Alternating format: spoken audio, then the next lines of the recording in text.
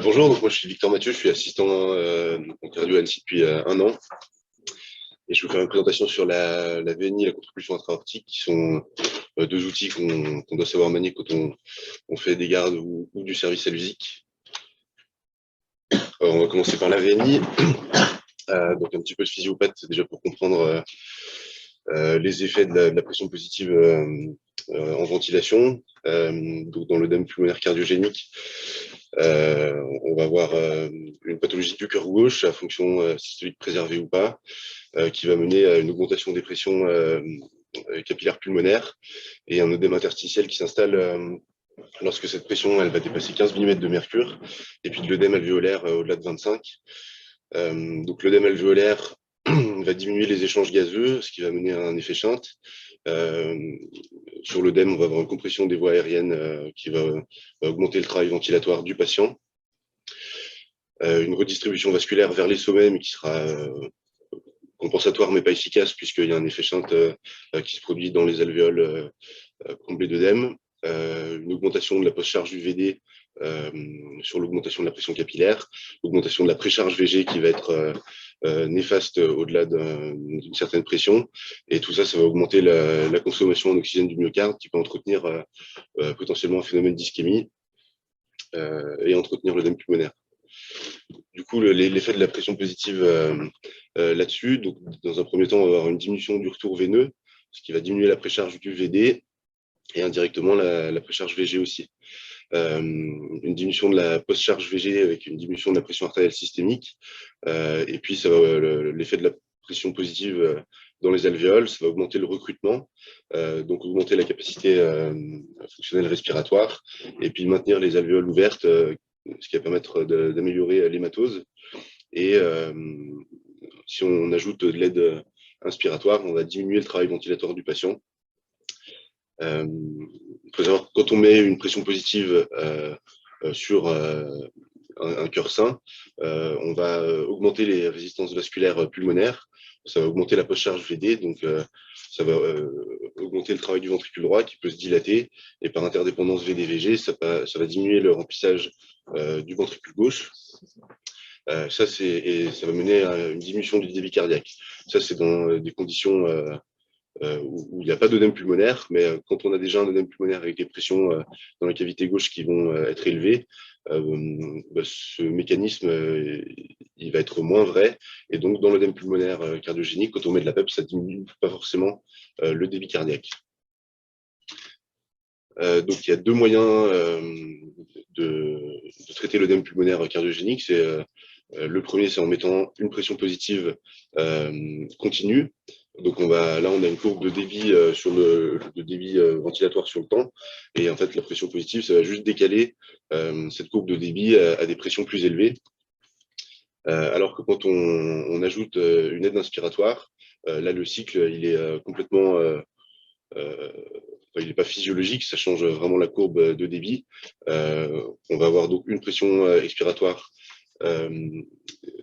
qui est plus élevée, et l'aide inspiratoire va diminuer le travail du patient et augmenter le volume courant de la ventilation. Donc sur les ventilateurs dont on dispose en USIC, il y a plusieurs modes. Les deux principaux qu'il faut retenir, c'est la CPAP. La CPAP, c'est la pression continue, la pression positive continue, donc la PEP. C'est le traitement de référence dans l'œdème pulmonaire cardiogénique.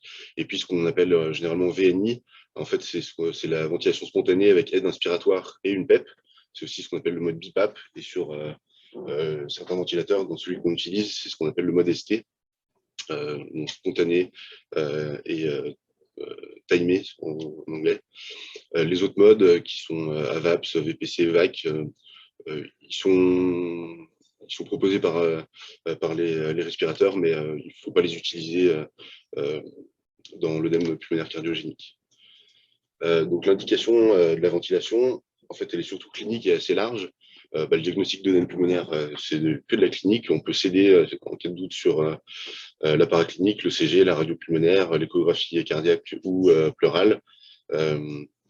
Parfois, quand Les urgentistes sont partis un peu sur un autre diagnostic, ça peut être le scanner qui peut montrer l'œdème pulmonaire.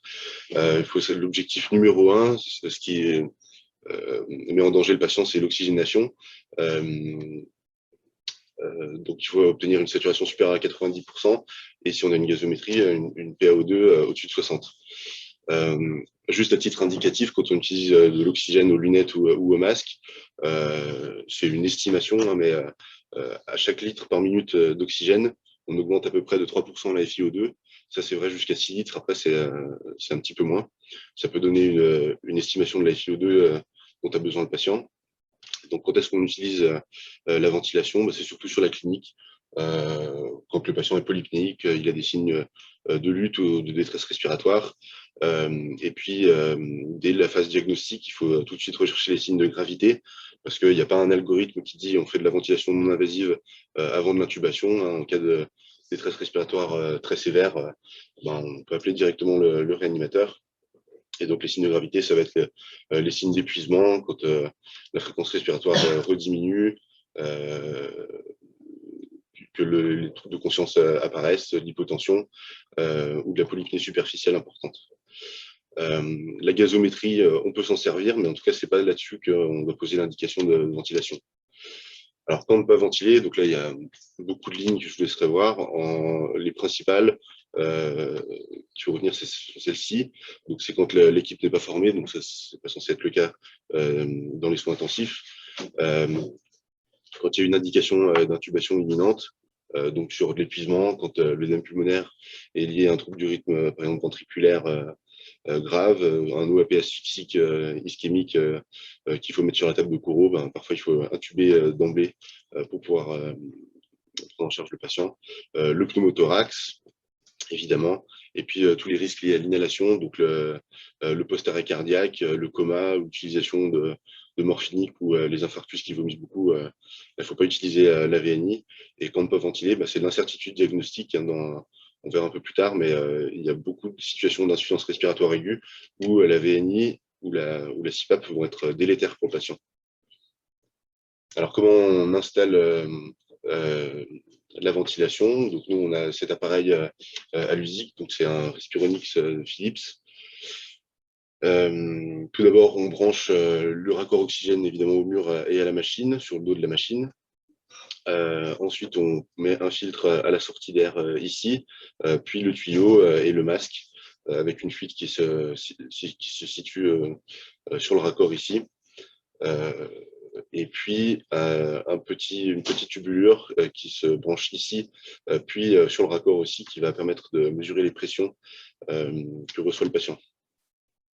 Donc, quand on installe la VNI, d'abord, il faut que le patient soit bien coopérant, parce que c'est lui qui va s'adapter à la machine. Donc, il faut bien lui expliquer qu'on va lui mettre un masque, ça va souffler de l'air un peu fort, qu'on part sur une durée qui est en général courte, hein, c'est des séances de 1 ou 2 heures souvent, le mettre en position semi-assise, une surveillance adaptée du ZIC.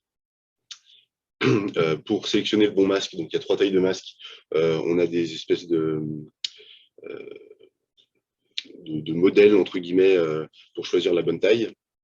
Il faut retirer les prothèses dentaires, les lunettes. Ensuite, on pose le masque à la main sur le patient pour voir comment il s'adapte. Parfois, ça le rassure aussi un petit peu quand on reste avec lui quand on débute la séance. Et on débute avec des faibles niveaux de pression, donc une pression expiratoire à 5 cm d'eau. Et puis, la fraction en oxygène, en général, on débute avec des FiO2 élevés, voire 100%. Et puis ensuite, on adapte à la saturation au cours de la séance. Une fois que le patient est bien adapté, on fixe le masque avec l'objectif, c'est de ne pas avoir de fuite, à la fois pour que la VNI soit efficace et puis pour le confort du patient, évidemment. Alors, quand on débute une séance, donc là, c'est là où on va choisir le mode, donc soit CPAP, soit ST, donc ça, c'est la BiPAP. Sur l'œdème pulmonaire cardiogénique simple, pur, c'est plutôt recommandé de débuter juste avec une CPAP. On règle 2 choses principalement. C'est la pression expiratoire positive en centimètres d'eau, Ça, c'est la rampe. Ça peut permettre d'augmenter progressivement par palier la pression expiratoire positive. Moi, je pense qu'il ne faut pas trop l'utiliser au début, plutôt régler à la main. Le Siflex, ça permet de lisser un petit peu en fin d'expiration. Ça diminue un petit peu la pression expiratoire positive. En principe, c'est pour augmenter le confort du patient. Ça n'a pas montré de supériorité. Moi, je ne l'utilise pas trop. Et ensuite, la dernière chose qu'on règle, c'est la FiO2 en fonction de la saturation du patient. Donc, si le patient est vraiment en détresse respiratoire sévère ou si on a un terrain associé de bronchopathie obstructive, il faut plutôt débuter avec de la BiPAP. Pareil, la FiO2, on commence plutôt élevé et ensuite on adapte. On garde une PEP à 5 pour commencer. Et l'aide inspiratoire, il faut qu'elle soit, en général, on commence à 7 cm d'eau. Il faut qu'elle soit suffisamment significative pour avoir un vrai effet de la BiPAP par rapport à juste une pression expiratoire positive continue et pas trop haut parce que ça va altérer le confort du patient et il va mal s'adapter à la machine. En ventilation, on regarde souvent le rapport I sur E, donc c'est le temps inspiratoire sur le temps expiratoire. Donc quand les patients sont en ventilation mécanique contrôlée, on règle directement le I sur E. Là, on va juste adapter le temps inspiratoire et puis c'est la machine qui va calculer le rapport I sur E. Donc en VNI, on peut définir ce temps inspiratoire. Le rapport normal d'un I sur E d'un patient tout venant, c'est entre 1 sur 2 et 1 sur 3. Et si le patient a un gros frein expiratoire ou un trouble obstructif important sur une BPCO ou de l'asthme, là, il faut plutôt diminuer le temps inspiratoire pour allonger l'expiration, pour éviter une hyperinflation dynamique. Et si le patient il s'adapte très bien à la machine, là, il y a aussi une dernière chose qu'on règle, c'est la pente, pardon. Donc c'est la vitesse d'augmentation de pression à l'inspiration. De base, elle est réglée à 3, c'est la moyenne. Ça va de 1 à 5. Quand le patient est très polypnéique, il faut plutôt baisser cette pente pour que la pression soit rapidement atteinte. Et si le patient, au contraire, est moins polypnéique une fois qu'on le met sous ventilation, là, on peut baisser la pente pour qu'il soit plus confortable. Donc pendant la séance, il ne faut pas mettre la VNI ou la CPAP et puis s'en aller et puis revenir 2 heures après. Il faut retourner voir fréquemment le patient, voir s'il s'adapte à la machine et s'il répond bien au traitement. Ce qu'il faut surtout surveiller, c'est les signes de lutte, la fréquence respiratoire et puis l'hématose. Il ne faut pas retarder le traitement étiologique. Il faut débuter en même temps qu'on met la VNI, que ce soit une poussée hypertensive ou la prise en charge ou s'il y a une ischémie myocardique, il faut s'en occuper dans le même temps, pas retarder. Il faut essayer d'augmenter, une fois qu'il s'est adapté au masque et à la machine, augmenter rapidement les pressions expiratoires positives avec un objectif qui doit être fixé à peu près en général 10 cm d'eau. Il n'y a pas d'effet franchement bénéfique si on monte beaucoup plus cette pression. En général, 10 cm d'eau, ça suffit. Moi, je pense qu'il faut plutôt le faire manuellement en venant voir le patient régulièrement qu'en mettant une rampe automatique. En cas de dysfonction droite, il faut revoir un petit peu à la baisse ses objectifs parce que la ventilation peut être délétère sur la fonction droite. On règle la CO2 pour une saturation supérieure à 90%. Si le patient dit que ça souffle trop fort, déjà, il faut augmenter plus doucement les pressions. Parfois, on suit des objectifs plus bas, on n'est pas obligé d'atteindre les 10 cm d'eau. Pas augmenter trop fort l'aide inspiratoire. L'aide inspiratoire, elle doit juste soulager le travail, la mécanique ventilatoire pour l'inspiration et obtenir un volume courant satisfaisant. Il n'y a pas besoin de vouloir l'augmenter plus. Là, il n'y a pas d'objectif chiffré, c'est en fonction de la clinique et de la réponse. Et voilà, pour le confort du patient, on peut baisser la pente pour qu'il ait moins l'impression que ça souffle trop fort dans ses poumons. Dans tous les cas, si on voit qu'il ne s'adapte pas bien, toujours garder en tête qu'il peut nécessiter d'une intubation, éventuellement appeler le réanimateur. Et sur les situations graves, c'est bien quand même de se baser sur une gazométrie au début de la séance de VNI et qu'on pourra refaire à H+1 ou H+2 pour voir la réponse. Donc pour voir s'il s'adapte bien au respirateur, on va avoir un objectif de volume courant. Donc, en général, c'est entre 5 et 8 millilitres. C'est le poids idéal théorique. Alors, il y a une formule qui n'est pas facile à avoir en tête et à calculer comme ça en urgence, mais il y a comme des abacs un petit peu pour les hommes et les femmes, où en fonction de la taille du patient, eh ben, ça nous donne directement l'objectif de volume courant à avoir. Et ça permet de voir si il faut monter l'aide inspiratoire ou si le patient s'adapte bien. Souvent, le volume courant, il est diminué donc, sur toutes les insuffisances respiratoires restrictives, les obèses, les petits gabarits, quand il y a beaucoup de pleurésie et quand les patients s'épuisent. Donc, ça peut être un signe de gravité. Donc, si en CPAP, il prend des volumes trop faibles, là, il faut passer en mode BiPAP pour apporter une aide inspiratoire. L'appareil, il nous met sur l'écran les fuites liées entre l'interface et le masque et le patient. L'objectif, c'est d'être en dessous de 25 litres par minute. Donc pour ça, il faut juste adapter éventuellement changer le masque ou remettre les fixations comme il faut. Et quand le patient est sous BiPAP, il faut regarder si l'aide inspiratoire elle est adaptée à la situation. Sur le respirateur qu'on a à l'USIC, le trigger, donc ça veut dire ce qui va déclencher l'aide inspiratoire par la machine, il se fait automatiquement, et puis ça marche pas trop mal. Sur certains appareils, il faut la régler. En général, il faut mettre le trigger à 1 cm ou 2 cm d'eau en début d'inspiration. Si on voit que le patient lutte pour recevoir l'air, c'est que le trigger est trop haut et qu'il faut le baisser. Et au contraire, si on voit que le patient débute à peine une expiration et que la machine renvoie, c'est que le trigger est trop faible et qu'il y a des cycles inspiratoires qui sont inadaptés. Donc à ce moment-là, il faut augmenter le trigger. Donc quand le patient prend des faibles volumes, donc on va jouer sur le temps inspiratoire, la pente et l'aide inspiratoire. Donc l'objectif, c'est uniquement d'avoir un volume courant satisfaisant. Et le risque, quand on baisse le temps inspiratoire, qu'on monte les pressions inspiratoires, bah, ça va être le barotraumatisme, le volotraumatisme ou l'hyperinflation dynamique si le patient n'a pas eu le temps d'expirer complètement, de faire une expiration complète. Donc ça peut être source d'aggravation sous VNI ou d'entretenir l'œdème pulmonaire, mais cette fois-ci avec un œdème lésionnel. Donc quand on commence à toucher à ça, bien retourner voir le patient, voir si on est bénéfique ou pas, et sinon se poser la question d'une ventilation mécanique. Une situation qui se rencontre assez souvent et du coup qui est pas facile, parfois pas facile à régler, de trouver les bons réglages, c'est quand le patient a une polypnée très superficielle qui ne s'adapte pas au respirateur. Donc souvent, le volume courant va être trop faible avec une fréquence élevée et ça va être un peu prédictif d'une mauvaise réponse à la VNI. D'abord, il faut essayer de rassurer le patient, lui dire de prendre des grandes inspirations plus amples et plus lentes.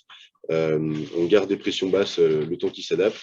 Et puis, on titre l'aide inspiratoire en essayant de la monter pour voir si s'améliore comme ça.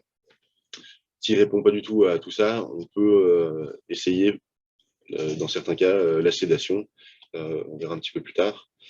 Donc, le VNI, combien de temps on l'a fait, combien de fois normalement, un œdème pulmonaire cardiogénique qui s'améliore quand même rapidement quand on met de la PEP et qu'on a un traitement étiologique adapté. On voit les effets dans l'heure, même la demi-heure souvent. Et sur l'œdème pulmonaire cardiogénique, en général, c'est des séances qui sont plutôt courtes. 1 à 2 heures suffisent, ce qui est différent de la VNI chez le BPCO vraiment décompensé, où là, on fait des séances qui peuvent durer 6 heures, 7 heures. Le patient est plus dépendant de la VNI, alors que sur l'œdème pulmonaire cardiogénique, on va traiter la cause et puis en général, une séance suffit. Parfois, on peut en refaire si on sent qu'après le sevrage de la VNI, de nouveau, la fréquence respiratoire augmente et tout ça, on peut répéter la séance. Et quand est-ce qu'on arrête cette séance? C'est la clinique. Hein. Si on sent que les signes de lutte disparaissent, la fréquence respiratoire elle diminue, si on a une bonne diurèse. Et puis, il faut semer progressivement la PEP, on voit qu'il passe de 10 cm d'eau à 0 en lui mettant juste de l'oxygène aux lunettes. Et puis, il faut que la FiO2 soit basse, parce que sinon, ça veut dire que l'oxygénation n'est pas suffisante et qu'il faut poursuivre la séance. Alors, quand la VNI ne marche pas, qu'est-ce qu'il faut se poser comme question? Est-ce qu'on avait le bon diagnostic? Est-ce que c'est de l'œdème pulmonaire cardiogénique? Dans les SDRA, toutes les pneumopathies hypoxémiantes, les œdèmes pulmonaires lésionnels, la VNI va être délétère. Donc, se poser la question est-ce qu'on a fait le bon diagnostic? Est-ce que le traitement étiologique est correctement mené? Est-ce qu'on a bien contrôlé la tension si c'est un œdème pulmonaire hypertensif, les troubles du rythme et ne pas retarder une revascularisation si c'est un OAP ischémique? Dans certains cas, la PEP ne va pas suffire à guérir le patient, ça peut le stabiliser, mais pas le guérir. C'est le cas notamment dans l'insuffisance aortique aiguë ou parfois dans l'IM aigu sévère. Souvent, sur l'IM, on arrive à le contrôler, mais parfois, ça nécessite quand même une prise en charge chirurgicale urgente. Et puis, la question ensuite qu'il faut se poser, c'est est-ce qu'on a été néfaste avec la PEP? Est-ce qu'on a mis trop de pression avec une dysfonction droite? Ou est-ce que ça s'est compliqué d'un peu au thorax? Ça, c'est quand même rarissime. Et parfois, c'est juste que le tableau clinique est trop sévère et qu'il y a besoin d'une ventilation mécanique. Donc ça, c'était une étude qui a pris des insuffisances respiratoires aiguës tout venant. Ils ont bénéficié soit de CPAP, soit de VNI. Et on voit que dans l'œdème pulmonaire cardiogénique, c'est là où on a le taux d'échec le plus faible. Donc normalement, ça marche. À presque 90%, il y a un succès. Alors que dans les cas dans les SDRA, les fibroses pulmonaires et tout ça, là, on est nettement délétère. Et donc, il ne faut pas, dans ces cas-là, faire de ventilation non invasive. Donc, est-ce qu'on utilise la CPAP ou la BiPAP? Donc, il faut garder en tête l'objectif numéro 1, ça va être d'oxygéner le patient. Donc, ça, on peut le faire dans les deux modes. Et puis ensuite, c'est guérir l'œdème pulmonaire. Donc, normalement, avec la PEP, ça suffit. Et la CPAP, c'est plus facile d'utilisation. On a juste deux réglages à faire. Mais sur les patients les plus sévères ou quand il y a une hypercapnie qui s'installe ou sur un terrain BPCO, c'est dans ces cas-là où il faudra plutôt utiliser la BiPAP. Dans les recommandations 2021 de l'ESC, en première intention dans l'œdème pulmonaire cardiogénique, ils mettent soit l'oxygène simple, soit la CPAP ou la VNI, c'est au même stade. Et ils parlent aussi éventuellement de l'oxygénothérapie à haut débit, mais c'est quelque chose pour l'instant qu'on n'utilise pas parce qu'on n'a pas le matériel de base en musique. Ça, c'est une méta-analyse qui est parue dans le JAMA sur l'utilisation de la VNI ou de la CPAP. Donc là, c'est la CPAP, ici la VNI, et c'est sur le risque de décès. Donc, cette méta-analyse est positive pour la ventilation non invasive et la CPAP. Il y a certaines études qui ont remis en cause. Pour l'instant, la mortalité, on ne sait pas si ça permet de réduire franchement. En tout cas, sur le risque d'intubation, là, c'est sûr, toutes les études vont dans le même sens. La CPAP et la VNI, ça permet de diminuer l'intubation par rapport à l'oxygène, aux lunettes ou au masque. Et quand on compare CPAP ou VNI, il n'y en a pas un qui fait mieux que l'autre.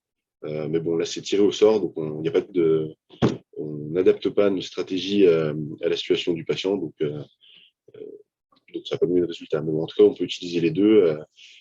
Il n'y en a pas un qui fait mieux que l'autre ou moins bien. Et c'est assez sûr, il n'y a pas d'effet indésirable notable à l'utilisation de la ventilation non invasive. À un moment donné, il y a eu des signaux sur le risque d'infarctus en utilisant ça. En fait, c'est probablement, ça a été réfuté par la suite. C'était probablement lié en fait à un retard de prise en charge de la cardiopathie ischémique quand on met sous ventilation et qu'on ne s'occupe pas des coronaires. Donc les recommandations, donc il faut obtenir une saturation supérieure à 90%, une PO2 au-dessus de 60. L'intubation, elle peut venir d'emblée sans même avoir recours à la ventilation, ça c'est du grade 1. Et l'utilisation de CPAP ou de VNI, dès qu'on a des signes un petit peu de lutte respiratoire, c'est du grade 2A. Alors, est-ce qu'il faut sédater les patients de façon systématique? La réponse, c'est non. C'est pas facile de faire des études là-dessus. Là, c'est une étude rétrospective, donc avec des gros effectifs. Ils ont pris tous les œdèmes pulmonaires dans plusieurs centres et plusieurs pays, et ils ont regardé qui a eu de la morphine ou pas. Et le groupe qui a reçu de la morphine, il y avait plus de mortalité. Euh, et là, une méta-analyse où l'utilisation systématique de morphine, eh ben, on voit que c'est plutôt délétère, donc en tout cas, c'est pas systématique.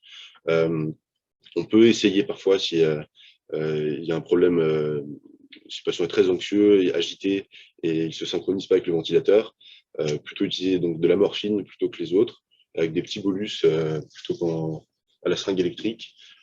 Puis il y a d'autres études qui ont été faites avec des faibles doses de propofol ou de Dexdor, mais c'est pas des médicaments qu'on peut utiliser en musique, c'est plutôt pour la réanimation. Donc on va passer au ballon de contre-pulsion aortique. Donc la contre-pulsion, c'est une assistance circulatoire gauche de faible durée d'utilisation. On monte un ballon en fait entre l'artère sous-clavière gauche et les artères rénales. Ça se fait par un abord artériel fémoral. C'est du 7,5 French. Avant c'était plus, maintenant ça a diminué le calibre. Dans l'idéal, et c'est très majoritairement ce qu'on fait, ça se fait en salle de coronarographie plutôt qu'au lit du patient. Et le principe, c'est que le ballon, il va se gonfler en diastole, donc améliorer la perfusion diastolique, notamment des coronaires. Il va dégonfler activement en systole, ce qui va permettre de diminuer la post-charge et de faciliter l'éjection du ventricule gauche.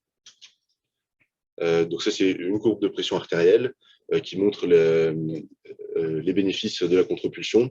Donc là, on a la systole normale du ventricule gauche, et le ballon il se gonfle en diastole. On va avoir donc une pression diastolique augmentée, et ensuite il se dégonfle activement, et la pression télédiastolique dans l'aorte, elle va être plus basse que s'il n'y avait pas de ballon. Donc c'est ça qui va permettre une diminution de la post-charge. Donc là, à droite, on voit des courbes de pression. Donc ça, c'est une pression dans l'aorte, la coronaire gauche, la coronaire droite. On voit que les coronaires, elles sont, on le sait, elles sont perfusées pendant la diastole. Et c'est l'effet d'augmentation de la pression diastolique augmentée qui va permettre d'améliorer la perfusion coronaire. Ça permet aussi, à moindre mesure, d'améliorer la perfusion cérébrale et puis rénale aussi. Et donc, cette diminution de la post-charge VG va diminuer le travail myocardique, diminuer la consommation en oxygène, et ça va, en théorie, permettre une augmentation modérée du débit cardiaque. Ça va de 0,2 à 0,5 litres par minute selon l'efficacité de la contre-pulsion. Alors, quelles indications? Donc, les plus validées, ça va être les complications mécaniques de l'infarctus, avec l'IM aigu, éventuellement par rupture de pilier, ou la CIV. Là, l'effet, il va être à la fois, il va être surtout lié en fait à la diminution de la post-charge du VG, qui va permettre une éjection dans l'aorte plutôt que dans le VD s'il y a une CIV ou dans l'oreillette s'il y a une IM.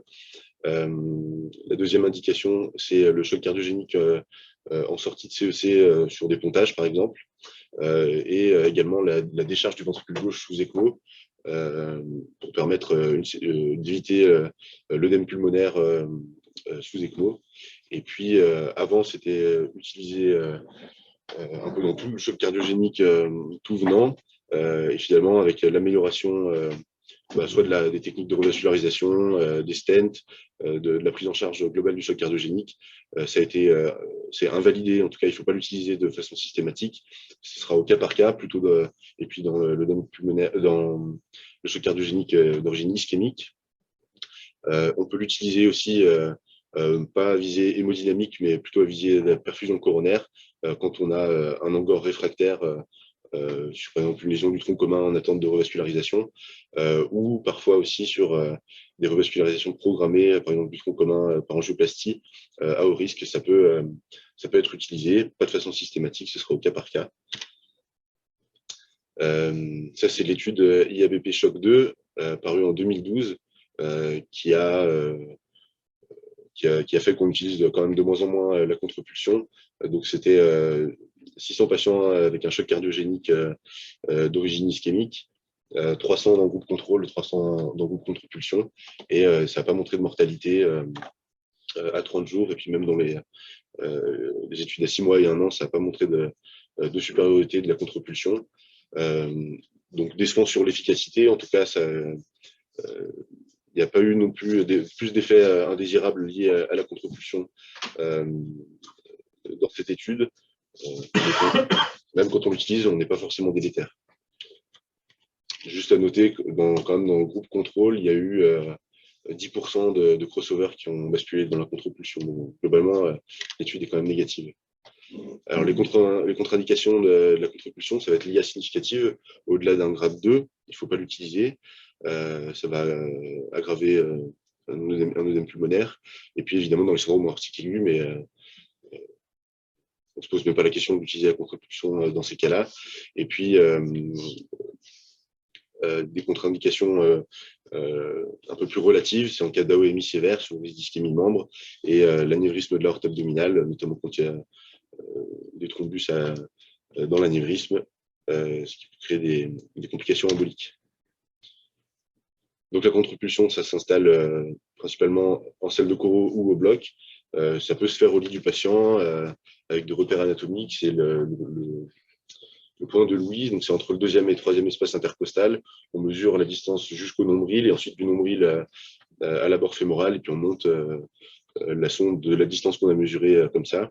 Mais à ce moment-là, il faut toujours vérifier immédiatement après une radio de thorax pour voir la position. Donc il y a trois tailles de ballons disponibles en fonction de la taille du patient. On branche un ECG 5 brins sur le patient pour que le ballon puisse se synchroniser. Bien vérifier que la bouteille d'hélium est remplie et ouverte. Et on branche sur secteur la contre-pulsion, sachant que la durée de la batterie, c'est environ 3 heures. On monte une poste de pression pour monitorer la pression artérielle. Donc c'est une Fenwall classique. Souvent, on l'éparine pour éviter les risques de thrombose. Et on la gonfle, comme toute surveillance de PA invasive, à au moins 300 mm de mercure. Ensuite, les consignes, c'est le patient il est allongé, maximum à 45 degrés, voire même 30 degrés. Le mieux, c'est quand même d'avoir une contention du membre inférieur pour éviter des mouvements involontaires du patient. Une sonde urinaire à la fois pour monitorer la diurèse, la fonction rénale, et pour éviter les risques d'infection liés au point de ponction fémorale. Sur une contre-pulsion, on doit avoir une anticoagulation curative, donc on utilise de l'HNF, pas d'HBPM, avec un objectif anti-DISAC qui doit être supérieur à 0,3. On fait un zéro de la pression et un flush au moins à chaque relève, voire même plus souvent pour éviter que ça thrombose. Toujours vérifier le niveau d'hélium, et puis si on doit partir en examen, il faut savoir qu'on a 3 heures de batterie, et puis quand ça commence à sonner dans le rouge, en général, il reste environ 30 minutes pour rebrancher la machine. Alors ça, c'est l'arrière de la contre-pulsion. La prochaine fois, si vous avez l'occasion d'avoir un patient qui a une contre-pulsion, bien regarder derrière, parce que ça, c'est la sortie d'hélium. Parfois, notamment dans les transports, elle peut s'en aller, et c'est pas forcément instinctif de voir où il faut la rebrancher. Donc, la prochaine occasion, tant que le patient est bien stable, bien vérifier où va chaque branchement. Et ça va être la console principale de la contre-pulsion. Donc, on a un écran avec un tracé ECG, une courbe de pression artérielle, et puis les courbes de gonflement du ballon. Ensuite, sur le côté, on va avoir la pression systolique, la diastolique, la moyenne. Et ça, c'est la pression artérielle, la pression diastolique augmentée.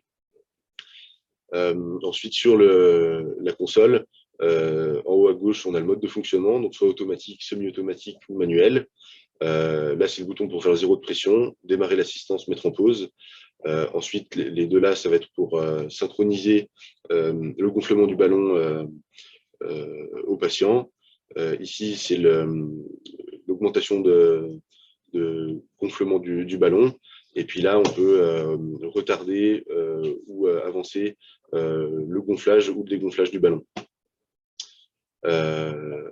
Et autre bouton important, c'est la purge du ballon en cas de complication ou pour retirer la contre-pulse. Alors, comment on choisit la synchronisation? De base, c'est réglé sur l'ECG, donc l'ECG 5 brins qui est branché en plus du scope à l'USIC. Il va se baser sur le début de chaque ondaire et pour gonfler le ballon un peu plus tard. À l'initiation, il faut qu'on ait une assistance en 1 pour 1. Le 1 pour 2 ou 1 pour 3, ça va être plutôt pour le sevrage de la contre-pulsion. À savoir que la contre-pulse sera d'autant plus efficace que le patient n'est pas trop rapide. Ils disent qu'on peut l'utiliser jusqu'à 140 battements par minute, mais plus le patient est tachycarde, moins ça va être efficace. C'est également moins efficace quand le patient est en FA, mais il va mesurer l'intervalle entre le début du QRS et l'encoche dicrotte pour savoir quand est-ce qu'il doit se gonfler. En général, il se gonfle à peu près au moment de l'encoche dicrotte. Donc, perte d'efficacité en cas de tachycardie ou d'arythmie. Donc là, on a 2 exemples de patients qui montrent les effets bénéfiques potentiels et à la fois les limites de la contre-pulsion. À gauche, c'était un patient en attente de revascularisation qui avait une sténose critique du tronc commun. Il n'était pas choqué, une fréquence cardiaque qui était plutôt basse. Alors, il y a des pressions qui ne sont pas très élevées, mais on voit que le ballon il marche très bien. Quand il se gonfle, on a une forte augmentation de la pression diastolique augmentée. Hein, il avait 56 de systole, il passe à 90 de pression augmentée, donc une bonne perfusion coronaire. Et là, il est réglé en 1 pour 2. Et on voit que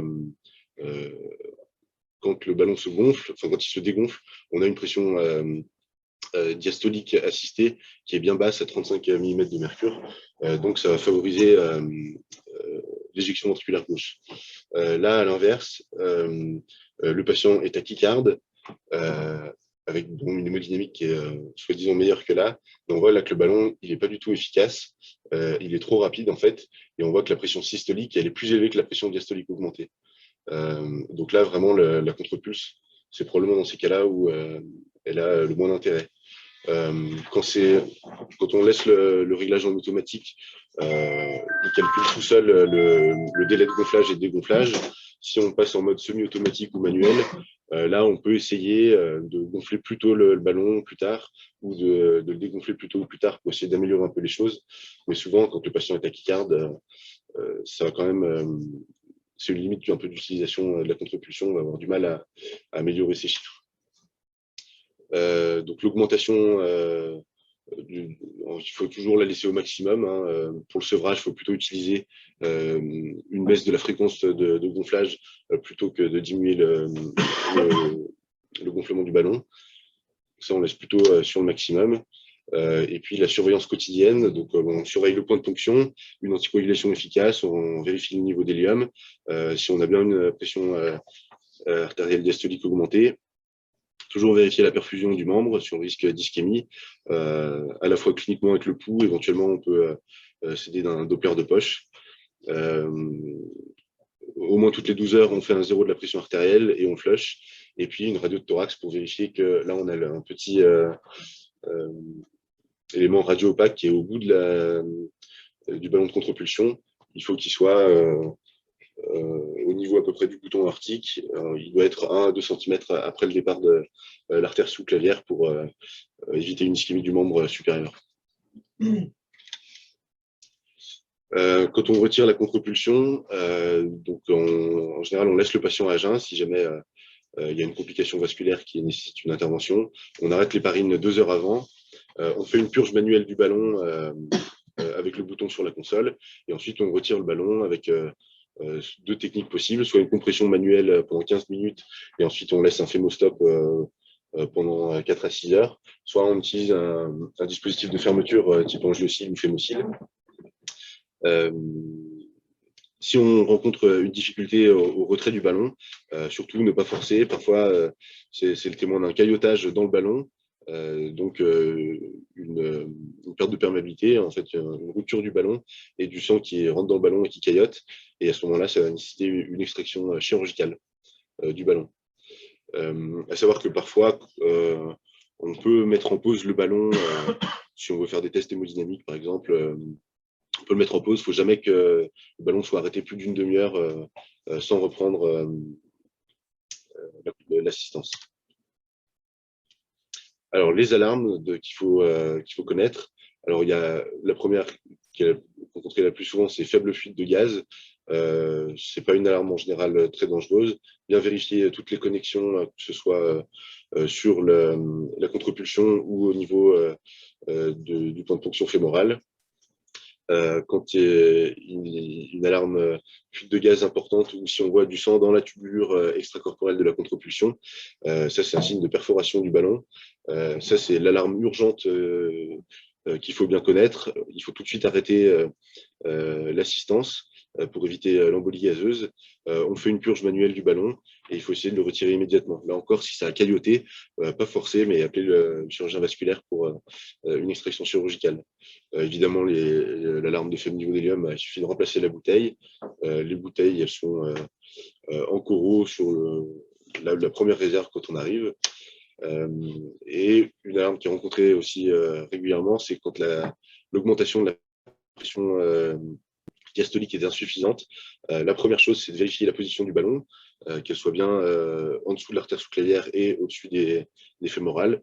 Et sinon, souvent, c'est un signe en fait, de non-efficacité de la contre-pulsion, soit quand le patient est trop tachycarde ou quand il y a de la FA, ou sinon c'est un signe de résistance vasculaire systémique qui sont bien abaissées ou une PAM trop basse. Les complications de l'utilisation de la contre-pulsion, donc ça peut être exceptionnellement dissection aortique. Sinon, ce qu'on peut rencontrer, c'est ischémie de membre, surtout inférieure sur de l'artériopathie, et éventuellement l'ischémie digestive ou rénale, soit par compression directe par le ballon, soit liée à des emboles. La complication grave, ça va être aussi l'embolie gazeuse en cas de rupture du ballon. Et puis ensuite, il y a les complications liées au point de ponction artérielle, avec soit un hématome simple, des fois un névrisme ou des fissules artério-veineuses. Ça peut être une porte d'entrée pour un sepsis. Et puis, faire une NFS quand même tous les jours parce qu'il y a un risque de thrombopénie lié au ballon. Donc, dans les recommandations, cellule 2B, ça peut être utilisé dans le choc cardiogénique, surtout quand il y a des complications mécaniques ou sur une ischémie. En tout cas, c'est grade 3 qu'il ne faut pas utiliser de façon systématique dans ces cas-là. C'est vraiment au cas par cas. Donc, les petits messages à retenir. Donc, sur l'OAP simple, plutôt commencer par la CPAP. Les réglages sont faciles et en général, ça suffit et le patient s'améliore rapidement. On utilise la BiPAP pour les patients, surtout les plus graves, avec des signes de lutte importants ou sur un terrain de bronchite chronique. Il faut bien prendre le temps que le patient s'adapte à la machine. Ensuite, on augmente les pressions expiratoires avec un objectif aux alentours de 10 cm d'eau. Et pour la contre-pulsion, donc les indications principales, ça va être les complications mécaniques en état de choc. Ce n'est pas à chaque CIV qu'il faut utiliser la contre-pulsion, c'est quand il y a un retentissement hémodynamique, et éventuellement dans l'angor réfractaire en attente de revascularisation chirurgicale ou de la revascularisation par angioplastie à haut risque. En général, le mode automatique, il est performant, il suffit. Quand ça ne marche pas, c'est que souvent le patient est trop grave et que les effets bénéfiques de la contre-pulsion vont être assez minimes. Garder une augmentation de la pression maximale et puis une fréquence de gonflage en 1 pour 1 au début, le temps que le patient a besoin d'un support hémodynamique. Savoir réagir aux alarmes. Donc la plus grave, c'est la perforation du ballon. Ça, c'est l'urgence pour l'embolie gazeuse. Et là, il faut vraiment arrêter la contre-pulsion et essayer de la retirer au plus vite. J'ai terminé.